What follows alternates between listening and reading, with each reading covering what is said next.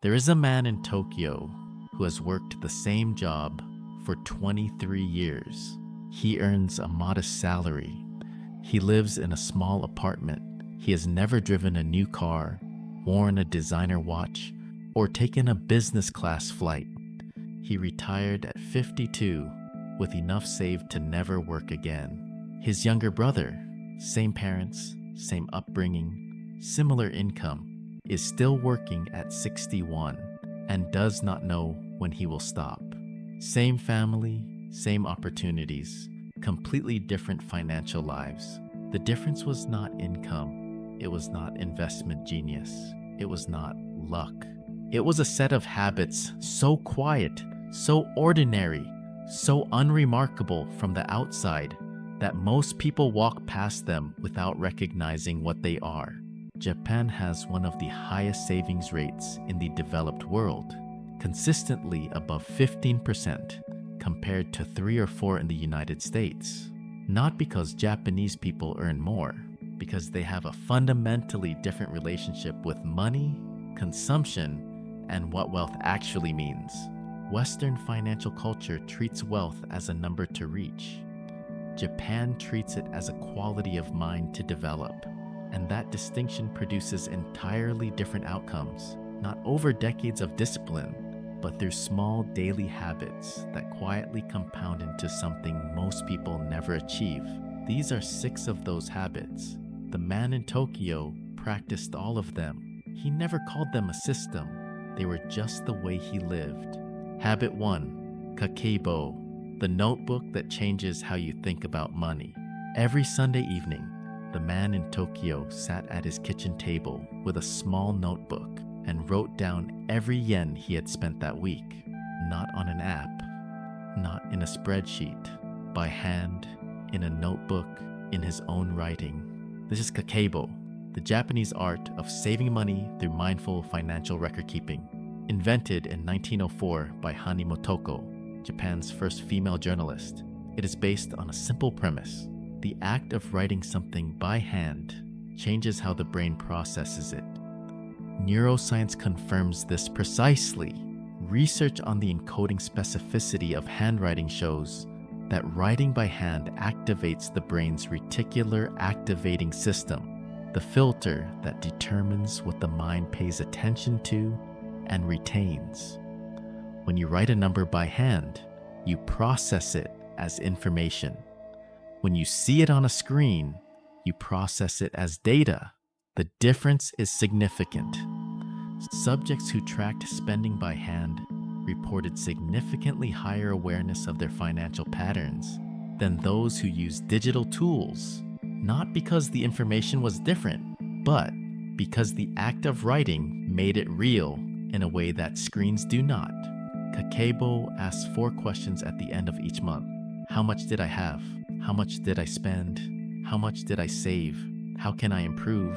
Not as an audit, as a conversation with yourself about what your money is actually doing. The man in Tokyo had kept this notebook for 30 years. His brother had downloaded 11 different budgeting apps and deleted most of them within a month. One had perfect information about every transaction. The other had a real relationship with his money. Try this. For 1 week, write down every purchase by hand. Amount, what it was, how you felt immediately before buying it. At the end of the week, read it back. Notice what the handwritten record tells you that your bank statement never does. Habit 2, no Okane, the pause that saves thousands. The man in Tokyo had a rule for anything that cost more than the equivalent of $30. He waited 24 hours before buying it. Not always, not for groceries or necessities, but for anything that arrived with the feeling of wanting, the sudden pull towards something that seemed necessary until the next morning, when it almost never did. The Japanese call this quality of deliberate pause mano Okane, the space around money. The same principle that governs negative space in Japanese aesthetics applied to financial decisions. The pause is not emptiness, it is where the mind does its most important work. The neuroscience of impulse purchasing is well documented. The brain's reward system, driven by dopamine anticipation, generates a purchase impulse that peaks within the first 30 seconds of exposure to a desirable object. Retailers design entire systems around this peak: limited time offers, countdown clocks, one-click purchasing, all engineered to bypass the prefrontal cortex before it can evaluate the decision.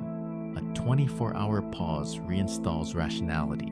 Research shows that desire for a non-essential item fades by an average of 60% within 1 day of initial exposure. The item has not changed. The engineered urgency has simply expired. The man in Tokyo estimated that this single habit saved him more money over his working life than any investment strategy he had ever used. Not because he was depriving himself, because he discovered consistently that most of what he thought he wanted, he did not actually want the next day. Try this. For the next 30 days, apply the 24-hour rule to every non-essential purchase over $20. Take a photo or save the link. Revisit it the next day. Track how many purchases simply disappear.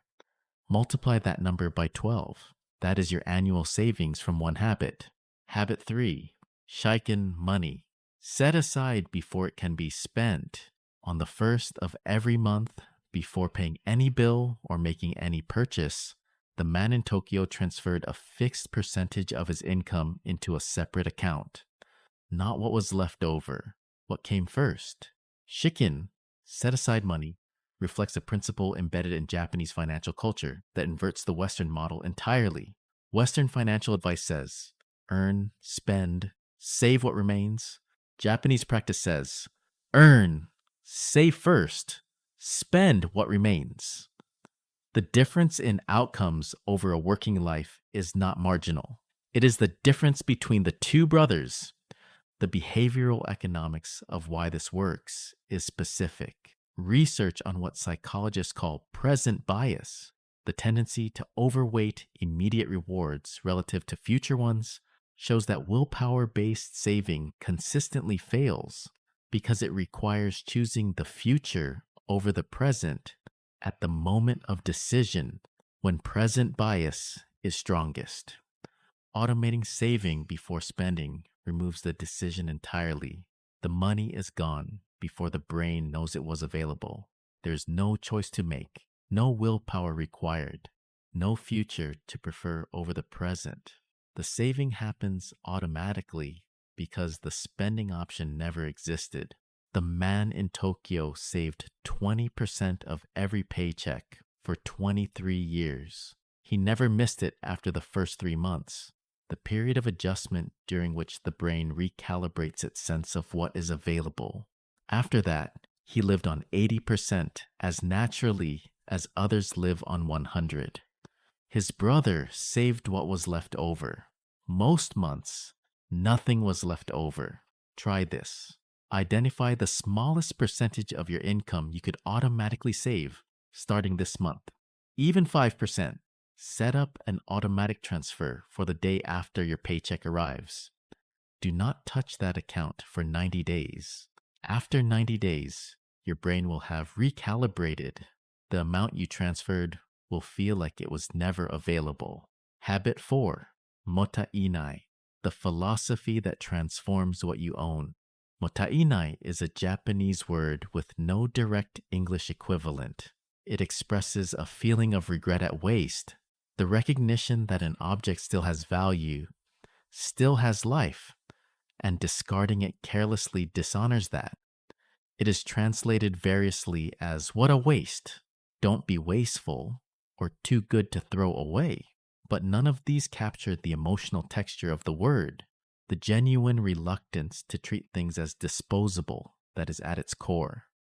The man in Tokyo's shoes lasted 12 years, not because he bought expensive shoes, because he had them resoled when the soles wore through, polished them regularly, and stored them properly. His umbrella was 20 years old. His briefcase, 15. The financial mathematics of Mottainai compound, quietly but significantly.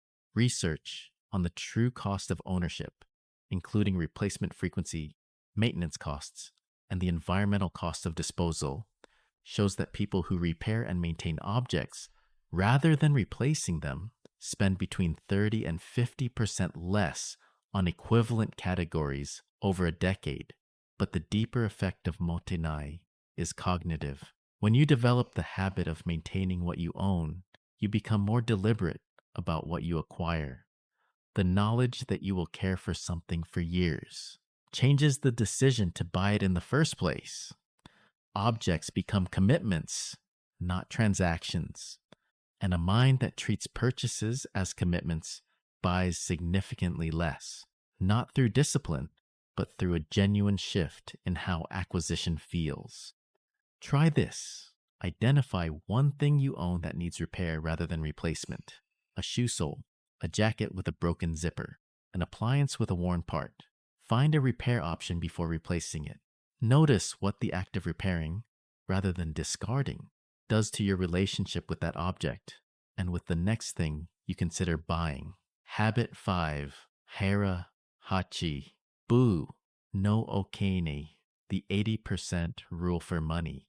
In Okinawa, the instruction given before meals is Hara Hachi Bu. Eat until you are 80% full. The man in Tokyo applied this principle to money. Not literally, but as an orientation. Spend to 80% of what you could spend. Live in the apartment that is slightly smaller than what you could afford. Drive the car that is one category below what your income would justify. Wear clothes that are functional rather than impressive. Not deprivation, margin. The 20% left unspent was not sacrifice. It was insurance against the future, capacity to respond to opportunity, and the quiet freedom of knowing that your life does not depend on everything continuing exactly as it is. The psychological research on lifestyle inflation, the tendency for spending to expand to match whatever income is available, shows it is one of the most reliable predictors of financial fragility. People who earn more but spend proportionally more do not build wealth. They build a more expensive version of the same dependency. The man in Tokyo earned more in his final working years than in his first. His lifestyle had not changed proportionally. The gap between income and spending, maintained deliberately over decades, was where his wealth lived. His brother's lifestyle inflated with every raise. Each increase felt like progress. Each increase required the next one to maintain. By 61, he could not afford to stop.